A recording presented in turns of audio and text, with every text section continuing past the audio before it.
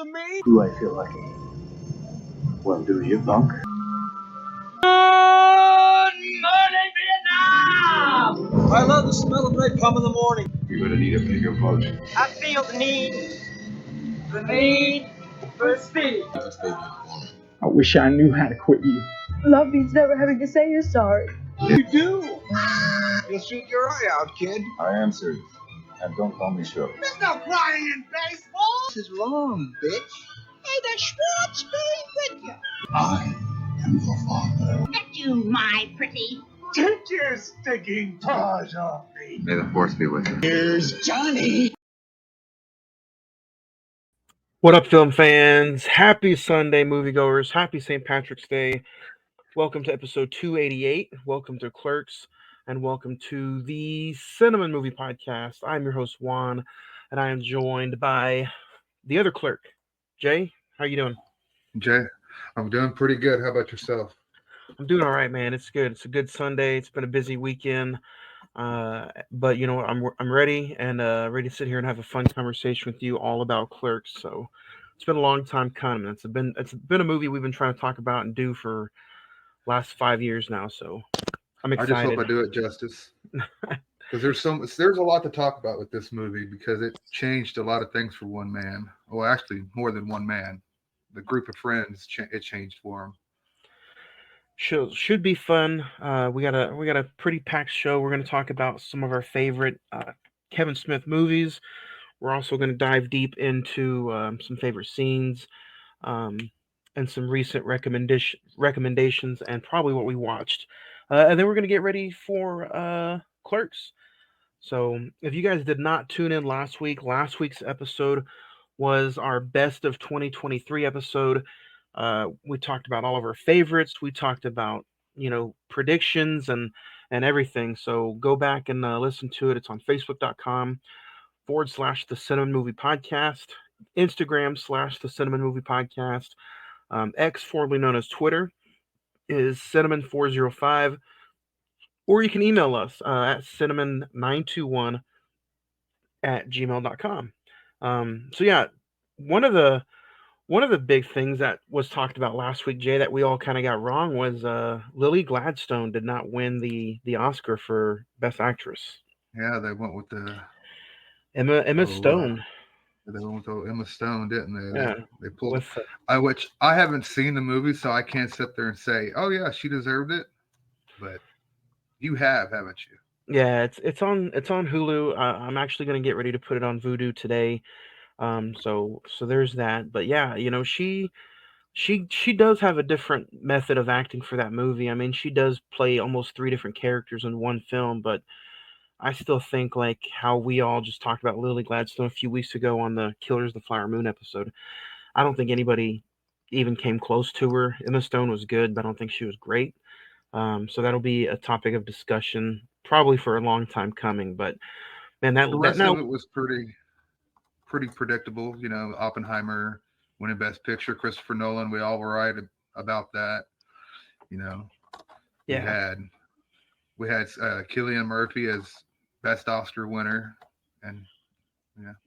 You also got Ryan Gosling's performance of a lifetime. He performed Ken. I thought that was a pretty fun performance. But yeah, now find it and watch it. Now the smart, funny chick from Superbad now has 2 Oscars. How about that? So, which is good. I mean, I think so, at least. And also, if you guys are tuning in for the first time, we're talking about our Cash App. If you guys want to donate anything towards the podcast, whether it be for some new equipment or for us to finally get some T-shirts lifted up off the ground, some stickers, all kinds of that stuff, all the money that is donated will always go back into the podcast. We can get stuff like this back up off the ground. Mugs, which it takes a little bit to put in, but these are still for sale. If you're on the Facebook page, facebook.com /The Cine-Men Movie Podcast, these are still up for grabs. So that's what that is for. The Cash App will be in the top right-hand corner visually on every episode. If you're listening to this on on Spotify or wherever you listen to podcasts, go check us out on the Amos Wall Productions YouTube channel, and you can find the Spotify link and tag, or the Cash App tag, up in the top right hand corner. Um, but let's get into some recent watches and recommendations. Um, I can go off mine real quick. It was kind of a short, fast week, so I didn't really get a lot in. Um, I did check out some kids movies. So the kiddos over this weekend. Trolls and Migration.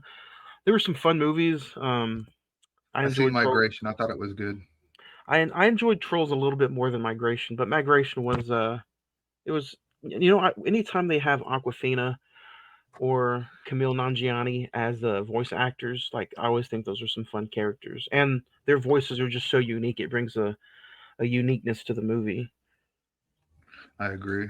Uh, Anytime Aquafina can be non-annoying is good.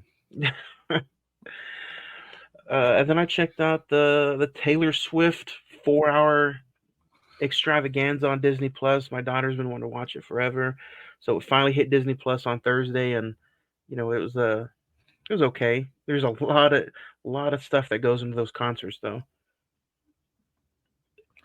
Is it a normal concert film, or they show what goes on behind the scenes a little bit and then they sing, No, it's or is just it just a full it's a full blown full concert. concert? Yep. It reminded me of back in the day watching stuff like Linkin Park live in Texas and stuff. It was pretty cool, but the production value of this is obviously extraordinary. So it's on Disney Plus. But yeah, 4 hours is a long time. Well, you went a path that I wouldn't have. Yep. If I and then I checked out Clerks for today, obviously. So if I had to recommend anything easy access, um, I'd recommend Trolls Band Together. It's on Peacock already. I've also been digging into past WrestleManias, and I know this isn't the sports podcast or not whatnot, but on April the 7th, when we talked the Iron Claw, I think we're gonna go through and talk our top five favorite WrestleManias. I'm talking about the entire event, so we'll pick five of them and just go from there. I think that should be a fun top five, and it's going to be hard to there's 39 of them to just kind of put it all into five of them. So, but Jay, what about you? What have you recently checked out lately? Anything you want I to went recommend? back to some. I went back to some classics. I watched some Apollo 13. I stayed with my buddy Sam. Shout out to my buddy Sam. He's got a projector, and his entire wall is a screen. So I went through and checked some classics out. I watched Back to the Future 1 and 2, Apollo 13, and I watched Clerks on that screen as well. So Oh, I could say I've seen it on the big screen again. So that's what I watched. You can't go wrong with Back to the Future and Apollo 13. So those are my recommendations for the week. I went that's classic route. hey, that you know what, that sounds like a pretty good double feature.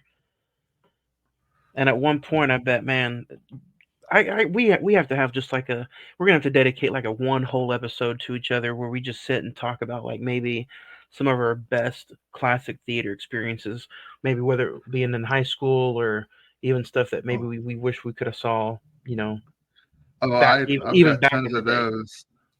I'll give one story right now. I had one summer, Buffy the Vampire Slayer played at the $1.50 show. It was the very first movie to start for the day. And me being me and wanting to get the hell out of my house as soon as possible, I always chose that movie. It was an hour and 28 minutes. I'll never forget it. It's an hour and 28 minutes to watch Buffy the Vampire Slayer. And it would get out around 2:30, so that always gave us time to sneak into another movie and be blended in with the crowd that entire summer. So I've seen Buffy the Vampire Slayer in theaters probably a good 20 times. Wow.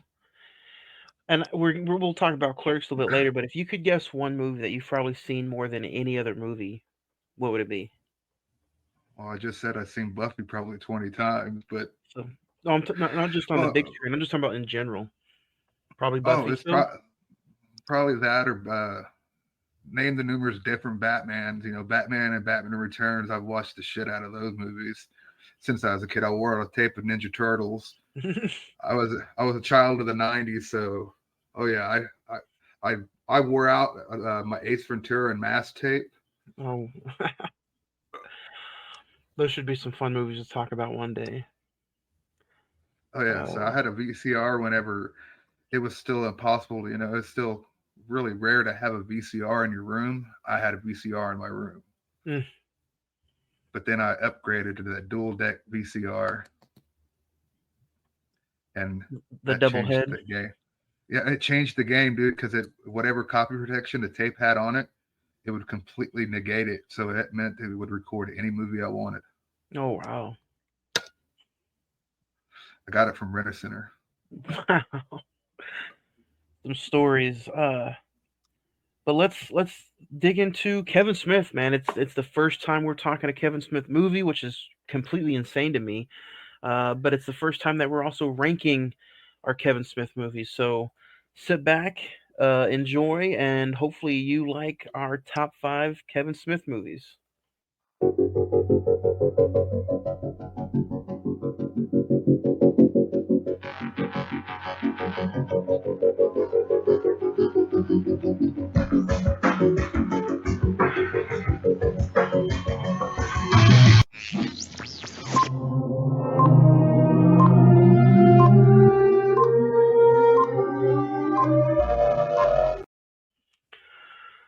All right, man.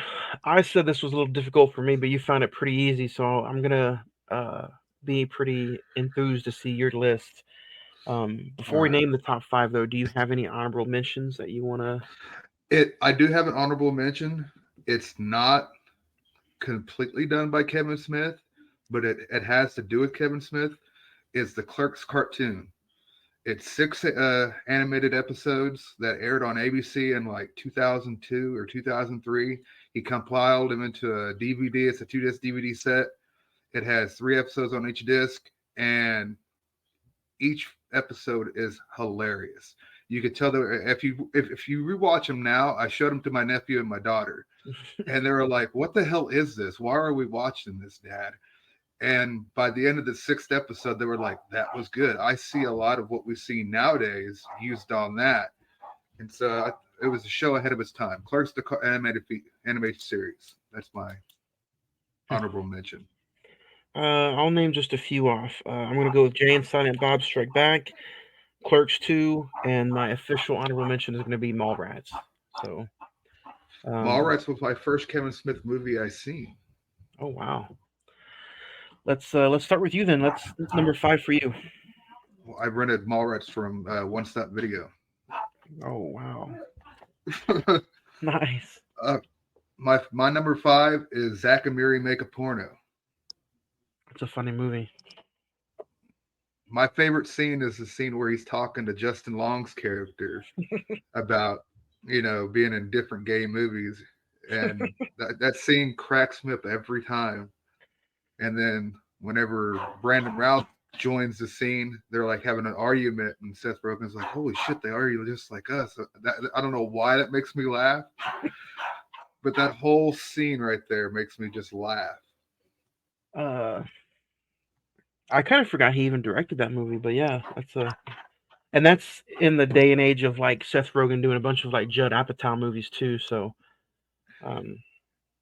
yeah. Kevin Smith thought he was going to get that Judd Apatow money on that movie. It didn't happen.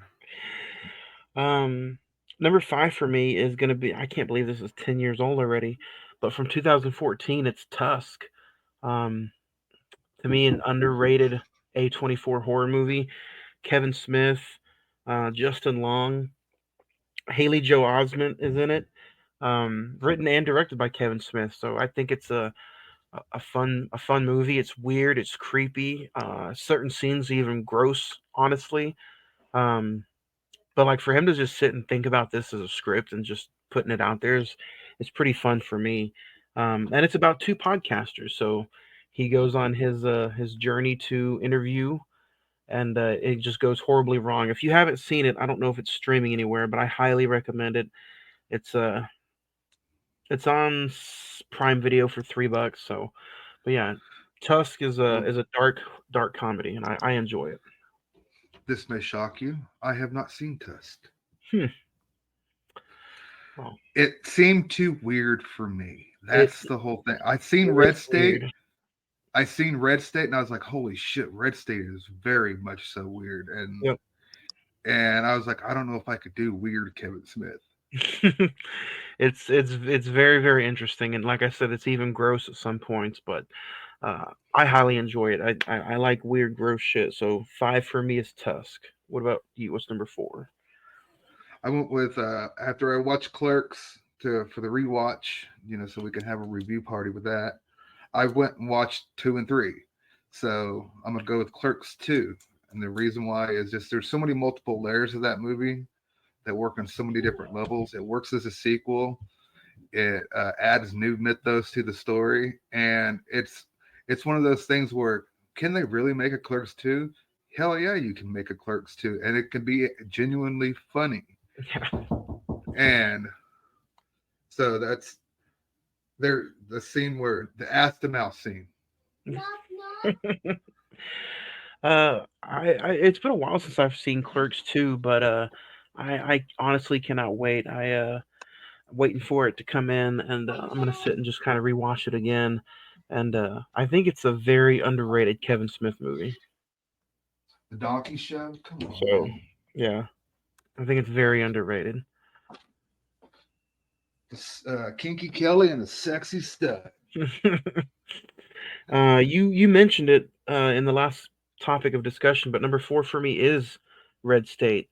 I think I watched that movie randomly I bought it on like a new release day and just didn't even realize it was Kevin Smith when I first watched it, and then watched it again a few weeks later, and I was like, man, it was a lot to intake and a lot to just digest. But Red State is truly insane. It's out there. It's a John, genuinely good horror movie, isn't it? yeah, it is. John Goodman's in it. Um, when I was thinking about it today, where I should put it in there, because I was like, I definitely have to put it in my list. I'm like, man, yeah, I have to find that again and just try to watch it. But yeah, highly recommend it. It leaves you feeling eerie, creepy.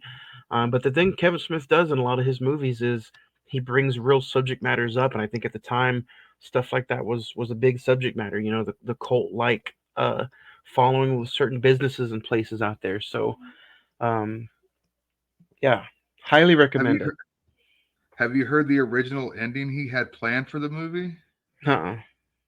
The original ending, I'll go ahead and just spoil away real quick since we got time to talk about Smith, is that when the bells go off at the end, everything was supposed to happen just like that. The ATF and them were all posing down against each other, guns drawn on each other, and about then, the Reverend gets lifted up in the sky, and you just see blood splurting from his chest, and all the different church members go down, the FBI members go down, and there's this invisible force taking everything out.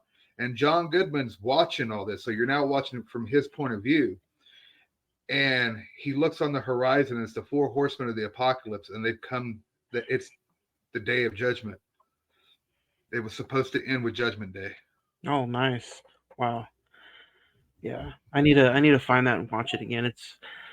I just remember it leaving me very very like uncomfortable, feeling like, dude, stuff like this happens and can probably happen at any time. So, but yeah, you wouldn't think of Kevin Smith being a great horror director, but the 2 movies he's put out so far are pretty phenomenal. So, that was my number 4. What's your number 3, Jay? Jay and Silent Bob reboot. I know that seems like an odd choice, but I have a daughter that's close to the age that they were portraying in the film, and some of the stuff that's talked about in the film about not being there as a father, not being a good father, just trying to be there for your kid, man. That that shit hit home pretty hard.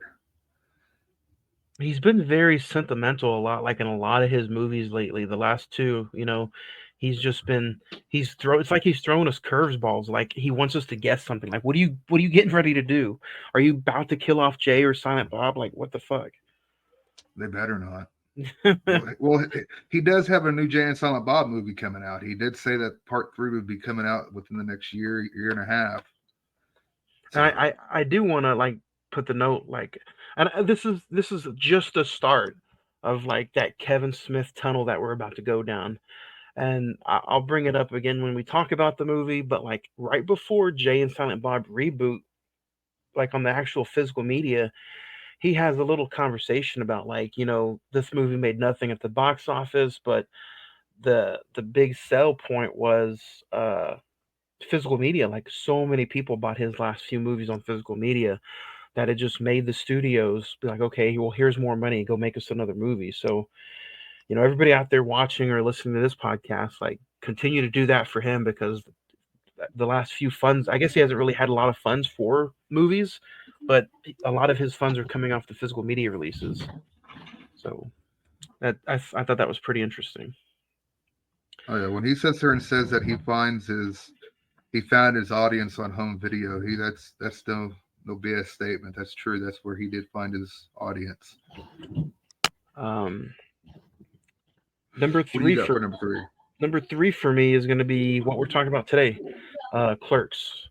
I think any point of time, my next 2, and 1 can be one at any moment. It just depends on what I'm really in the mood for. So right now, number 3 is Clerks. What do you got at number 2? I got Clerks 3. That movie was brutal. I'll just put it that way. I know we're talking Smith movies and everything, but that one was, that one was just brutal. Like, come on, man. He wasn't supposed to be here today. You didn't have to do that. Mm. But true to life, it's how it happens, man. I wasn't expecting a lot of stuff in it, but when the story started playing out, I enjoyed the hell out of that. I was a little upset about, Rosario Dawson's character being dead already. Oh yeah, and yeah. I was like, oh my God, he's hitting me already in the feels. Like, what the hell happened to her? And then you find out as the story progresses, but you get, Dante's dead. Yeah, and like I said, we'll get to it when we talk about the other ones, but it made me just think of today. I thought about Clerks 3 when we were talking about, or when the scene, we'll dig into it later, but the scene, the whole Jedi scene where that guy was talking about, oh, I could have taken this job for that gangster they were talking about, but he realized the risk involved. I'm like, oh, and you think of Clerks 3 because they're like, I wasn't supposed to be there today, and he ended up, being the one. Number 2 for me is Chasing Amy. I think Chasing Amy is the single greatest love story script that probably has ever been written. A lot of people, compare like, oh no, mine's The Notebook or mine's Dear John or something like that. Like, oh yeah, probably. But the way he wrote Chasing Amy and the way that it kind of gelled for everybody, like Chasing Amy, low key, I feel like did a lot of good things for a lot of people under the Jay and Silent Bob name, and yeah, that's to me that's one of the greatest, like probably movies that he probably has ever done. I don't know, something. Yeah, something about me with Chasing Amy is just. Oof, I think about it every time. You talk about getting the reels. There's a lot of dialogue in there and scenes that he writes. It's just maybe you could even agree. He based it on the time on his relationship because at the time he was dating Joey Lauren Adams, the one that plays the main character in Chasing Amy. He was dating her at the time, and he was using a lot of what they were going through, and that's the script. So that's why it feels so real. It's because he was giving you his real relationship on a page, and his questions, and because in reality, Joey had more experience than Kevin, and Kevin felt insecure about that and thought he had to compete. And that's what Chasing Amy is about. Is that Ben Affleck's character has to compete with what she's done in her life, but that's not the point. Is not what we've done in the past, just to love each other. Yeah, but it is a great movie. I seen it in theaters. Oh, you lucky bastard. Yeah, that'd be a great conversation one day. So, but that's my number 2. What's your number 1? Your favorite all-time Kevin Smith movie is Dogma. Oh, That's mine too. Let's talk about it for a little bit. That's my number one as well. What's not to like about that damn movie? Yep. That movie, it's got an all-star cast, Yep. way ahead of its time. Yep. Seriously, I swear that movie's way ahead of its time. When you sit there and you try to explain the plot to somebody, it's about two angels that are trying to negate God's will so they can get back into heaven. And if they do, then the world is destroyed. And you follow this little misfits and like Jay and Silent Bob. Come on now. Yeah, you were right. All star cast, even cameo after cameo. It's like it's. I'm kind of shocked. You know, some of those movies back in the day, you're like, man, really big cult following now, and it's almost like I have to look up reviews or conversations about Dogma to even kind of show somebody, hey, do you remember this? And that's just one of the movies that just goes over people's head nowadays. Like, man, really, you ever heard of this?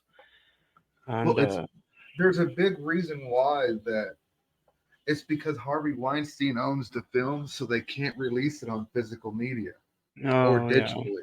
They can't. There's a bunch of rights issues tied up with Harvey Weinstein, and that's the one Kevin Smith movie.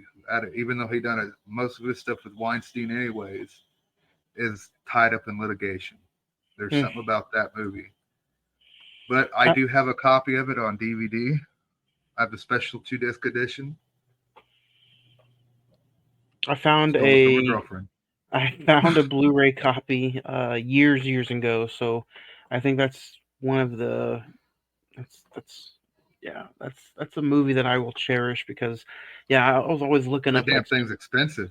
yeah, I was also looking up to seeing if there was like going to be a re-release and there never was. So now that makes sense. I didn't know, but I knew some of the Weinstein movies out there like kind of hard to get, but yeah, that one now makes sense.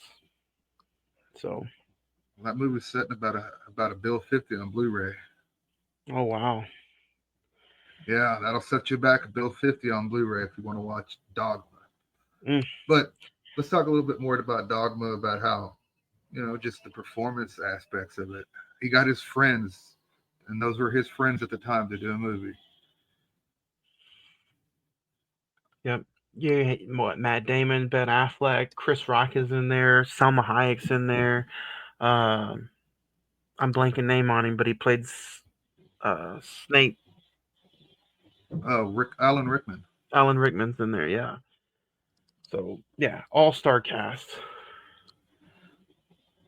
But and something about Kevin Smith, he reminds me a lot of Adam Sandler. Like no matter how big he gets or how much money he makes, he never forgets his friends, and he always brings his friends in for the movies or for whatever else he's doing. Very true. After seeing most of his films and even his comedy specials that are on DVD only, his friends are prominent through those quite a bit. So they mean a lot to him. We got an Instagram post. Peto 0426 top 5 Kevin Smith movies. Number 1 Clerks, number 2 Tusks, number 3 Clerks 2, number 4 Mallrats, and number 5 is a tie with Chasing Amy and Red State. So send some more of those Good in list there. and we'll We'll read always them mention online. those. Yep, every time. So but yeah, should be fun. And then don't forget, this time tomorrow, we'll be delivering episode 1 of Sport Breakers. Live tomorrow, Monday 6:30, Wednesday 6:30, and Friday 6:30. We'll talk all kinds of sports. The Sunday selection show happened today, so we're going to be talking about March Madness tomorrow. We'll be doing a little Monday Night Raw preview, and then all the stuff that happened in the NFL over the past week. We'll talk about that as well. Live tomorrow, 6:30 p.m. So should be pretty fun. Should be fun. Yep. But yeah, That's you and Kevin. Yep. Me and Kevin tomorrow 6:30. But let's why waste any more time? Let's talk about the movie that we're here to talk about. Let's talk about Clerks. On IMDb, it currently has a 7.7, Rotten Tomatoes at 90%. The Metascore is at 70%, with a release date of October 19th, 1994. The budget was only $27,000, and right now it sits at a little over $4.4 million at the box office. A day in the lives of two convenience clerks named Dante and Randall as they annoy customers, discuss movies, and play hockey on the store roof. Um, Starring Brian, I can't read Rhino today. hollering. Brian O'Halloran, Jeff Anderson, written and directed by Kevin Smith. Also starring Kevin Smith, Jason Mewes. Um, let's dig into it, Jay. Do you remember the very first time you seen Clerks, and what was it like I revisiting it for today? I don't remember the first time because I do remember I rented it from One Stop Video. It was a part of the 5 for 5 deal. I was like, it was one of those. Oh shit, I ain't seen this yet, so let's give it a watch. Oh, it's black and white. It's probably not any good, but I ended up liking it. I sat there. Me and my buddy Jerry McGee just sat there and watched it. I do remember who I watched it with because he was really big into indie cinema, and so he would, if it caught his eye, he'd have me watch it with him. And then, revisiting it for today, was it always kind of a joy? Is there still stuff you catch today that you didn't catch 20 years ago, or how was it? Oh yeah. From when I first seen it as a teenager, I was probably about 14 when I seen it. Jokes that hit that as you get there's jokes that hit as you get older, and there's a lot of stuff going on in the movie, but it seems like it's a simplistic script. It's just two guys hanging out, but there's a lot of shit that goes into it. Like there's Yep. a lot of backstory. There's a lot of history being told. They're just performances. You get that Dante was in love with Caitlin for the longest time. He's dating Veronica, and he's stuck. His girlfriend Veronica feels he's stuck in a rut, and he feels like he's stuck in a rut, but he doesn't want to get out of his rut. She wants him out, and Randall's just content being where he's at. Yeah. My first time was thanks to you. This was just one of many that you had suggested to me. And then, I started working at FYE and just had a good old time writing down movies that I needed to watch. Um, and I always was the kind of person that I'm not gonna go rent and check that out because what if I like it? I don't want to give it back. So to this day, whether it be now writing the list in my phone or somebody sending me a list, I'll still go out and check it out, and whether it be a purchase or something. Um, so yeah, thanks to you, Clerks 1 was complete. I had it on DVD. After that, I think I went and checked out the. There's also 2 Kevin Smith live stand-up movies you told me about. I also went and You checked mean those with out. Kevin Smith? Yep. I went and checked those out as well. So, and then it was just like, it was just the fire was Snowball ablaze. effect. Yep. Domino effect, one after another. I went and checked out Dogma, everything after that. So, and then, yeah, like you said, within time, this is almost like a fine wine kind of film. No matter how dirty and vulgar it is, it just continues to get better with age. Uh, there's, It's celebrating its 30th year this year. that's 30 insane. years. 30 years of Clerks. And I think the edition I have is like the 15th anniversary. Yeah, the 15th anniversary, which is Their special insane. feature on there should be on there a deleted scene when they go inside the funeral home. That whole scene has been animated in the Clerks the animated series style, and they show you what happens when they go inside from the time they go in until the time they're chased out of the. And I recommend checking that scene out. I should give it a whirl. I haven't seen any special features in a while. But yeah, I loved buying his DVDs because he'd always have like an hour and a half documentary on making of this, yep. Making There them is, mall rats. I think, on the 15th anniversary of the Clerks disc, I think there's a 90-minute making of Jay and Silent Bob. So yeah, See, that I was a big physical media fan. I still am. I'll never go completely digital. And his movies were always, if you bought it for $20, it was worth the $20 because you got, look at all this extra bonus shit you got. yep. And I had the Clerks 10th anniversary edition. It came in it was an all black box and it had just a giant X on the cover. Oh yeah, I remember those. And I bought that, and it had tons. That was the first place the deleted scene appeared. So Nice.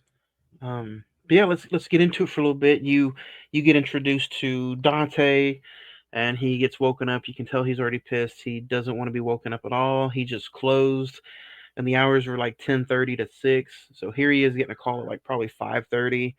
He but if doesn't you want to pay go in. attention to the movie, he's up late talking to Caitlin Bree. Yep.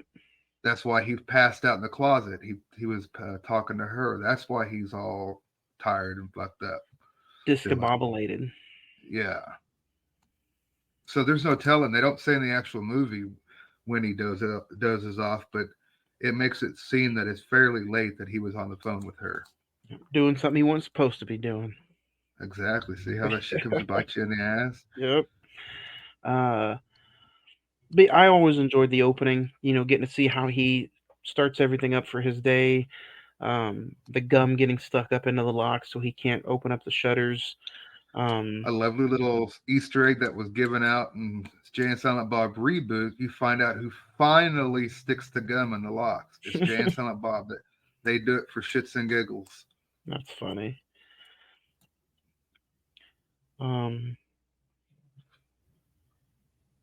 Yeah, but so after.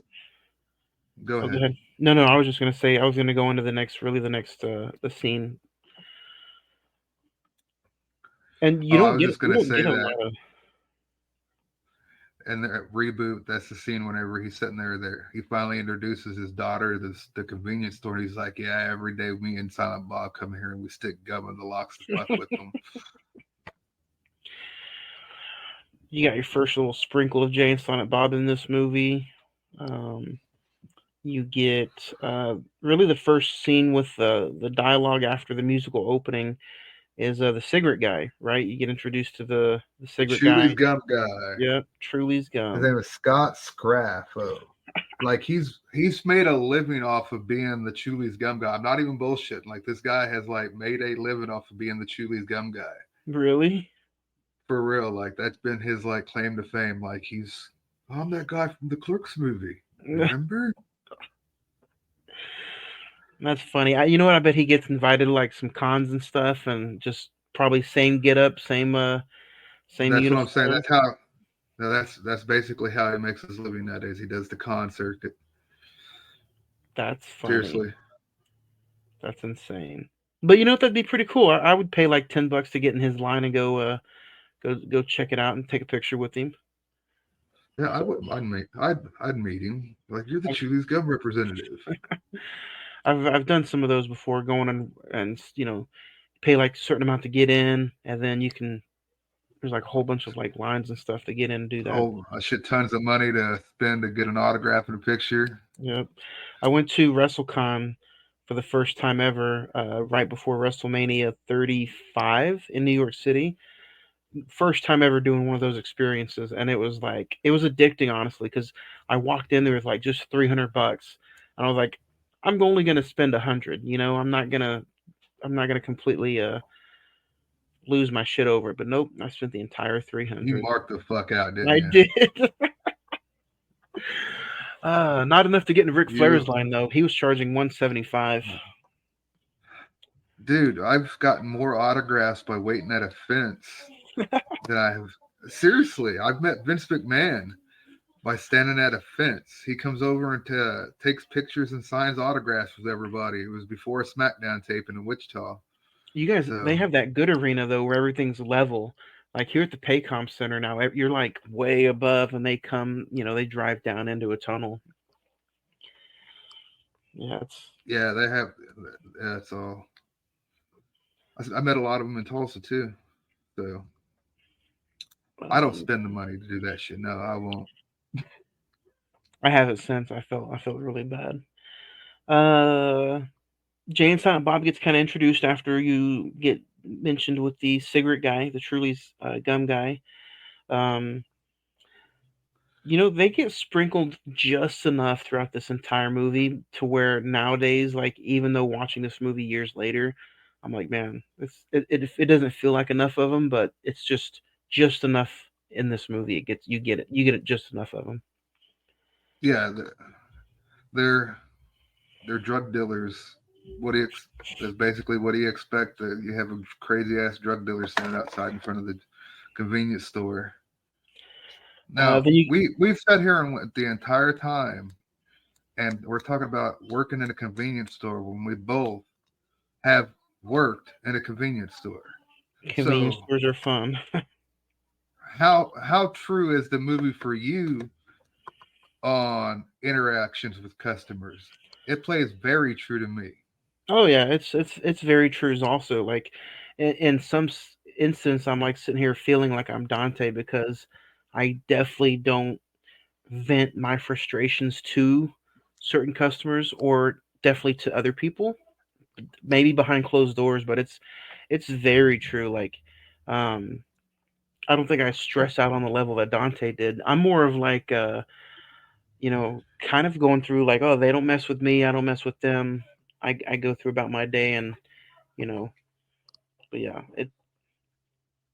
I used to have a cop that would come in there and talk to me for a couple hours every night, and he'd sit there and smoke his pack of Durrell cigarettes, and we just shoot the shit about Park City, about concerts I went to, and just people he's arrested. So that was a pretty fun little talk. So, oh yeah, but then I always came to work high though. That was always the adventure for me. I always came to work stoned. I I feel. that I'd have been the Jay and Silent Bob part of work, at least working, because I'd have been high as a kite. So, in almost an example, you'd have kind of been like Randall, how he's just like chill, because we don't know if Randall really gets. Maybe he does get high before work, but Randall's just chill. He has fun and he lets the customer know kind of that they're being a dick, but he doesn't like. You can definitely tell he doesn't over stress about it. Yeah, I didn't overstress about shit. I worked third shift. I was more worried about making sure shit was stocked up than I was worried about a customer coming in because around 2 o'clock in the morning, and if you're coming in here, then you're going to scare the hell out of me for one because there's no buzzer to let me know you came in the door while I'm in the freezer. But it's like, damn. I've had people come up to me and go, "You have any ice I could put in my coffee?" You'd be like, Jesus. Same And I'm thing. just, yeah, I'm just like, and my ex-wife used to work at Hollywood Video, and she used to sit there, and I used to just hang out up there. And her and her friend Bianca, they would get these questions. They're like, "So what movies you guys got that's new?" And it's like, "Hello, you got an entire fucking back wall back there that says new releases." You're right there. Yeah, yeah. My favorite part of working at a movie store would be the ones where they would come in and be like, or they'd call, and they would be like, "Do you have this one movie with that one guy about the girl?" And I'm like, "How do you expect me to know what movie you're talking about?" Oh, they've had that as well. Like, The Jesus.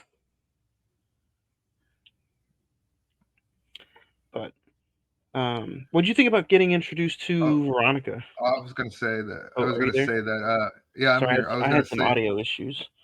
you had audio issues. Yeah. Check, checkity, check, check.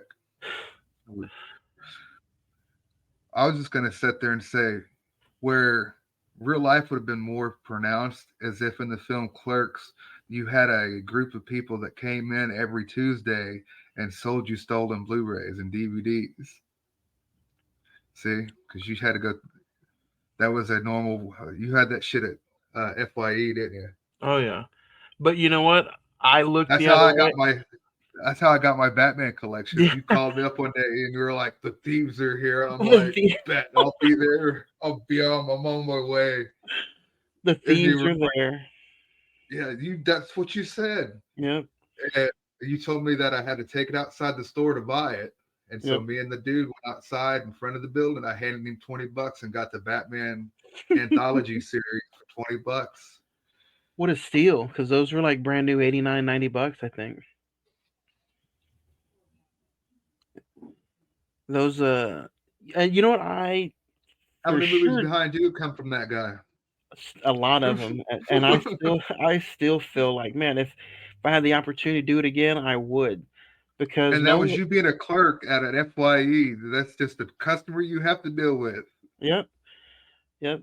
And Did you ever have to go outside, or did you just buy them from him and then buy them from the store, oh, or did no, you no, buy no, no, directly from him? for sure, I bought directly from him. I'm not ashamed to say it either, and it sounds like I'm an addict, but I probably am. But I was like, you know what? Let's exchange numbers. This is my day off. He came in with a trunk full, and I would get like 2 or 3 stacks that would probably should have cost me $300, ended up maybe costing me $80,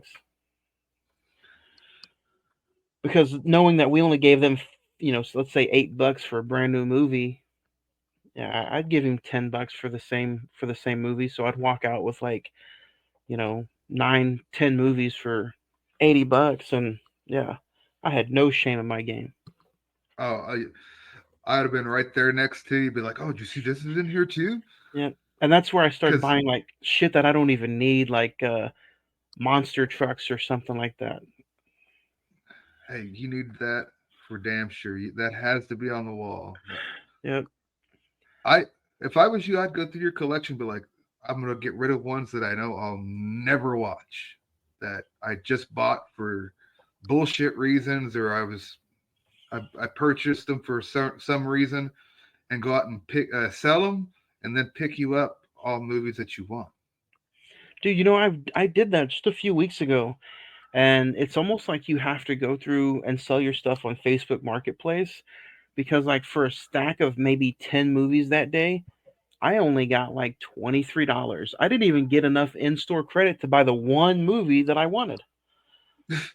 And like the Yeah, price the prices that they're giving is outrageous to. I used to pawn my Blu-rays, and they would give $1 a Blu-ray.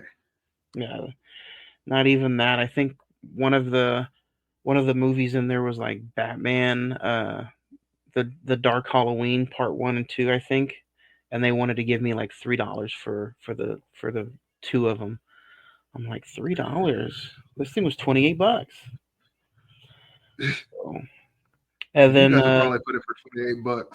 yeah, and then I got the Casablanca 4K, and I was like, well, I don't need the regular Blu-ray now. Let me just go sell that. 25 cents they wanted to give me. So Just keep the shit. yeah. Um, but speaking of great conversation, what did you think of getting introduced to Veronica finally? Veronica and Dante's conversation where he's painting her nails and she's trying to get him to go back to school, and then the answer, or the question pops up about how many they've been with, how many she's been with, and then he's like, "Oh, 3? That's not Oh, bad." that's my favorite scene in the entire movie. I'm not even fucking playing. That's one of my favorite scenes in in movies in particular, because I don't know how many times I used to holler at my ex-wife, "Try not to suck any dick as your way through the parking lot," and she'd be like, "Fuck you." So yeah, that scene has played well in my life. Um, and I like how it all comes about because of the guy who buys the cigarettes, right? And she's like, "Oh, he used to like snowballing," and he's like, "What's that?" Yeah, the snowball guy is played by producer Scott Mosier. That's funny. That's smart though. Do you know he's in the movie twice? He plays angry customer. He's one of the angry customers that's on the ladder. He's the Oh, one that's that hits the funny. ball. He hits the ball so they can't play no more. He's that angry. He's that angry. He plays two characters in the movie, and you can't even tell. No, And you also get I'm pretty sure since he was one of the producers, he didn't get paid for being in the movie. You know what I mean? Oh, exactly. Him and Kevin Smith did. They it was a two-man job. I've seen enough making ofs about this movie and heard them talk plenty about it through their podcasts, through everything. And they both sit there and say, without him, I wouldn't have been where I was at. And they're both like that with each other. So without Kevin, you know, Scott would have never been anywhere. And without Scott, Kevin would have never made it because they were like married, it seemed like. Kind of like Randall, and you finally get introduced to Randall too. He comes in all, late, and he even tells Dante, "If I would have known you were going to be here, I'd have been even later."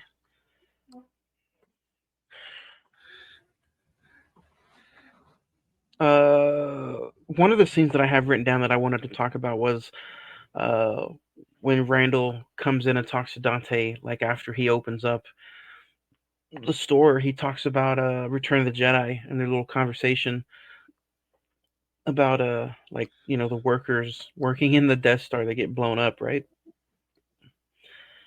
He's like, "Hey, the wrong time, Mm-hmm. wrong place." What you kind of miss I those can. conversations, like between you and just like somebody else, whether it be like at work or something, and you're like, "Man, that's just a weird topic, but let's talk about this." Oh yeah, I could talk about some strange shit. Let me tell you, I'm a conspiracy guy, so some of them are a little bit too tall. Some of those tales are like, nah, man, that shit happened. So yeah, I'm one of those guys. So of course I'd love to. I have some crazy shit to talk about. I used to talk about movies constantly when I was a kid. That's why everybody was like, Jay's the movie kid. Talk to him if you want to see a movie. I was that creepy kid. They were like, yeah. But no, get us back on track. So, You lost me for a sec. what do you think of closing down? Did you like the hockey game scene? I thought it was funny. I thought it was funny they only had one ball, and the funnier joke is that even though they only played for like 5 minutes, the entire Gatorade was taken. Because remember, everybody thought they got free drinks, so all the Gatorade was gone. It's such a like small nonchalant scene, but one of the scenes that's just hilarious to me is when Dante's arguing. He's arguing with somebody, and you see in the background Jay just keeps stuffing his face with like donuts or product, right? It's the Chulies guy. Okay. I believe it's the Chulies guy he's talking to, and yeah, Jay's just stuffing his face with fucking powdered donuts. Um, one of the scenes where I think Dante is venting to Randall, and you get the scene, or is it the other way around? He's trying to pretty much he's telling Dante to shit or get off the pot, and Randall's like, "Man, Jay gets it because he's like he may be just a drug dealer, but he enjoys doing what he does, right?" Isn't that the scene where he like uses Jay as an example? I believe so.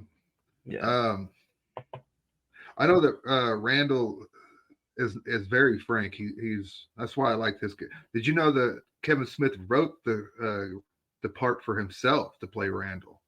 Oh, I didn't know that. But then, yeah, but then he sat there and realized that he had to memorize all this shit Hmm. and and direct the movie. So he was like, "No, I'm good. I'm just gonna hire somebody else." And I'm glad he did. Jeff Anderson is amazing as Randall Yeah, and Jeff, yeah, because he's funny.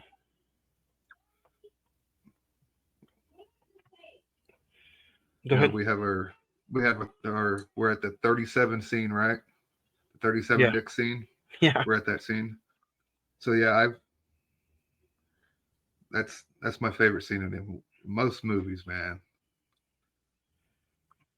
Um, yeah, we talked about how Dante's doing something he shouldn't be thinking about or going through. That's probably I know this is based off of some kind of incident that Kevin Smith goes through. But if I had to pick one negative about the movie, it would be the personality choice of Dante going through the thing between Caitlin and Veronica. Like, if I could pick one nitpick that I just dislike about the character, it would be that's the issue with Dante. And that's the point of it. But that's the way life. But that's the way life kind of is. You're given, Right. you have one thing, and you want another, and here's a guy willing to. It's still the whole shit or get off the pot. He's not doing it. Even his love life is in shambles. Yeah. Because he's wanting to get back with the girl that she probably cheated on him dozens of times, and then he's in the movie. He actually says how many times, I can't remember.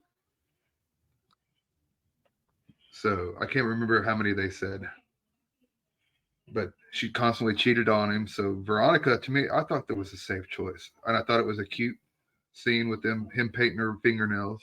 Oh yeah. And it shows you the simplicity of, like, hey, if you just do what you're supposed to, and if it doesn't matter what you're doing, she's gonna be there and care about you the entire time, even though you're at a job you dislike, even though you should probably go back to school. She doesn't really care about any of that because she's gonna She's support connecting you. with you. Yeah, she's connecting. She's gonna support you in whatever decision you make, and she brings you food. She brings you lasagna. Like, she takes care of you. Yeah, like Silent Bob says it later in the film, a lot of girls just cheat on you, meaning he's referring to Veronica, but that's just his roundabout way of saying life in general. He's not saying that he knows Veronica cheated on him all the time. He's just saying, like, chicks in general will just cheat on you. Yeah. Very few of them will bring you lasagna, man. And let's talk about that, because since this is, the debut of Silent Bob, this will be the continuous, pretty much a character of continuing to always say the right thing at the right time. He hardly says shit throughout the entire movie, but now that he, when he does speak, it's pretty meaningful in every movie that Silent Bob is in. This is the one that started the trend. Yeah, a lot of girls just cheat on you, and then the rest of them, it's very rare that some of them. I can't remember the line completely. I know what it is though, but that was it. Yeah, I think you hit it right on the Lasagna. nail. Like, very many, most girls will cheat on you, but there's very few select that'll hang out, have fun, and bring you lasagna. I think that's the line. So yeah, you nailed it, man. If it wasn't for Silent Bob and his Chasing Amy story, another movie would have happened. Silent Bob, when he speaks, shit happens. Yeah. And I like how it's so serious too. Like, he has this look on his face that he's gonna sound different and say something else, but in all reality, nope, that's Kevin Smith doing his thing. And I have to say, like, the dialogue written for Jason Mewes in this movie is just it's gold. Like, I think that defines the '90s comedy. A lot of people point towards maybe some other stuff, but I think the stuff that Jay says in this movie particular and all the other movies is like, it's funny. Like, that's what you want, or that's what you picture a drug dealer to sound like, is what Jay goes through, and it's just completely it's hysterical. So See, I I don't know. have more of Jay and Silent Bob. I got to see their MT. Have you seen the MTV stuff they're in? I don't think so. Look on the Blu-ray and see if it says has MTV spots. And if it has the MTV spots, then they're like at a mall watching TV, and Matt Damon's the cable guy and comes in, and they were like, "We want our MTV, yo." So That's funny. I'll have to go there's through. I'll like check five it out. there's like 5 or 6 different ones of those were there and buffers for MTV back in it was after they done Mallrats, I want to say. Mallrats is pretty But funny. and there is a Clerks 2.5 or 1.5. I can't remember when it came out. If it was before, I think it was before 2 came out. where Dante and Randall, it was a short film called The Flying Car. Dante and Randall are sitting in traffic and they're talking about how would Dante suck a dick, I believe, in order to get the flying car on the market. And that's the whole conversation. Would he allow that to happen? Oh yeah, the flying car. I remember seeing that on the special features. I think that is on there. What'd you think of the dead guy scene when Caitlin comes back into the mix?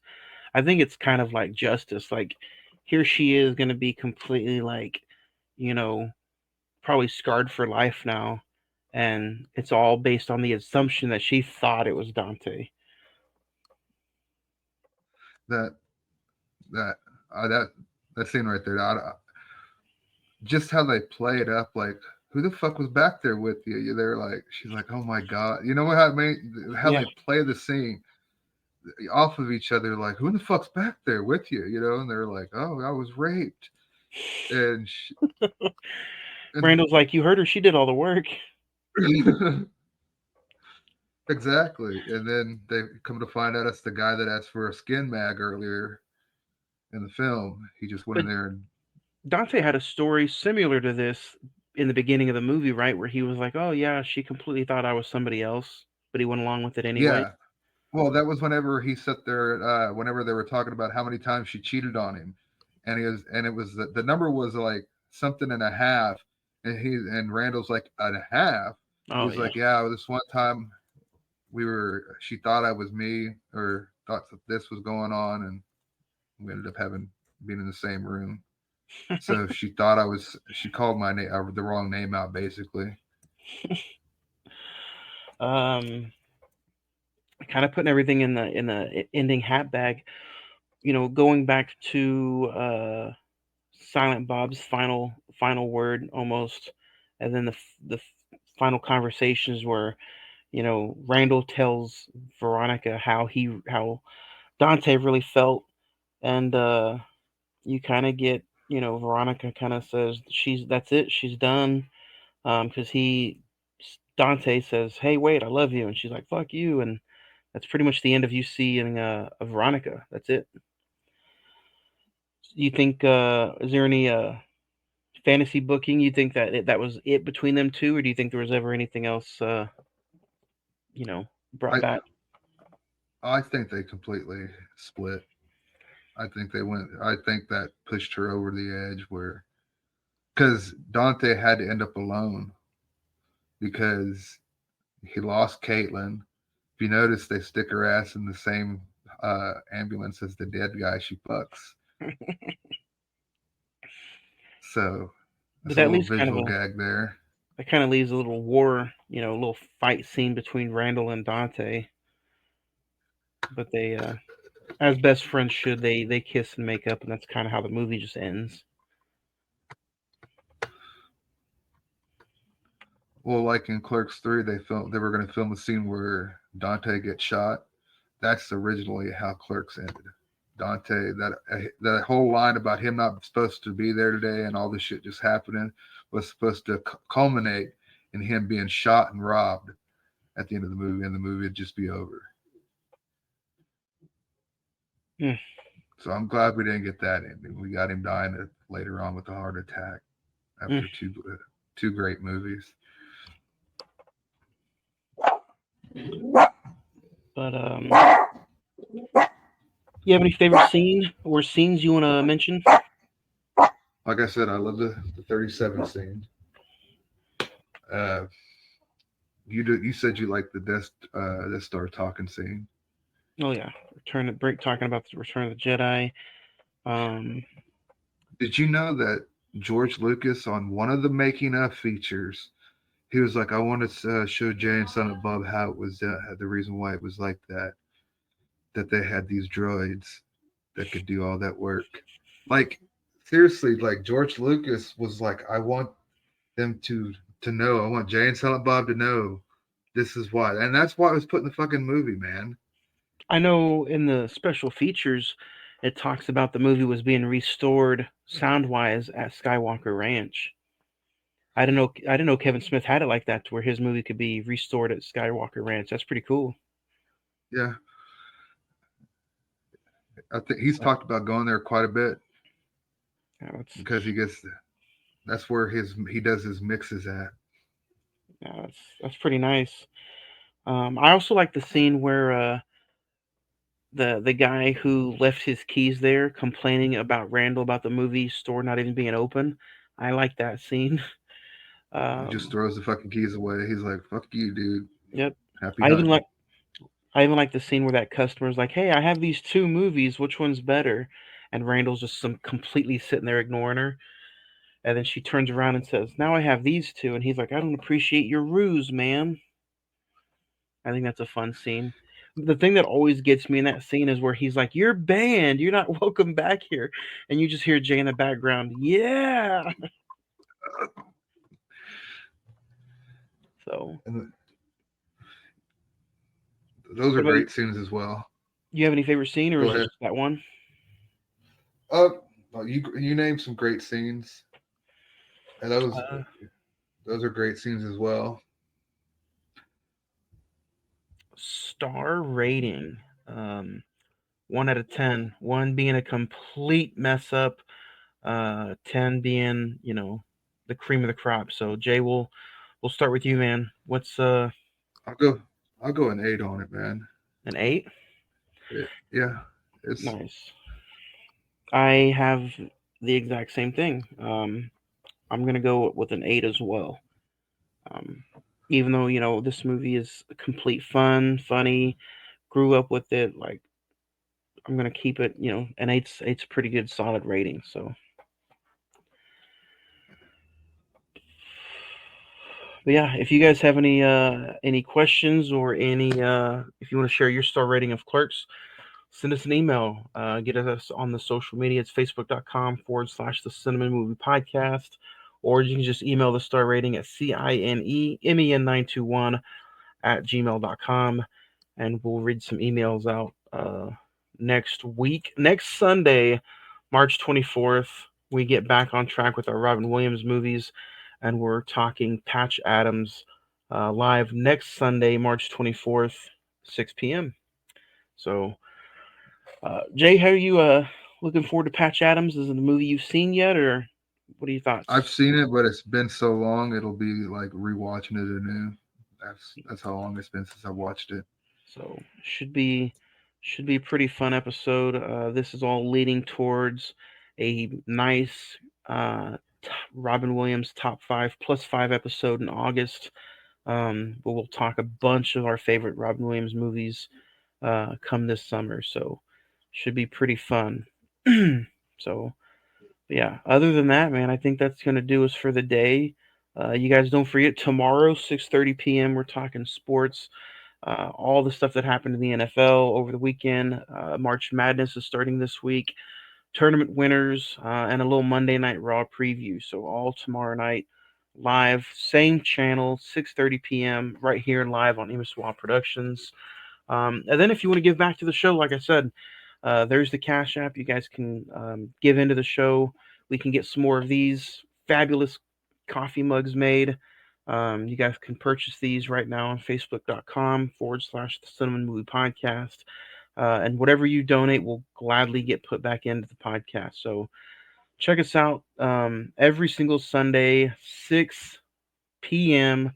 Except for Sunday, April 7th. That'll be a special 1 p.m. start time when we talk the Iron Claw. And then we end March with Friday, a fun conversation. Ice Cube, Chris Tucker, should be pretty fun. So, I'm down with that. well, I think that'll be it. Jay, you have anything else before we get out of here? No, I'm good. I I think we talked enough Clerks. Oh, excuse me. Should And be bless fun. you. Thank you.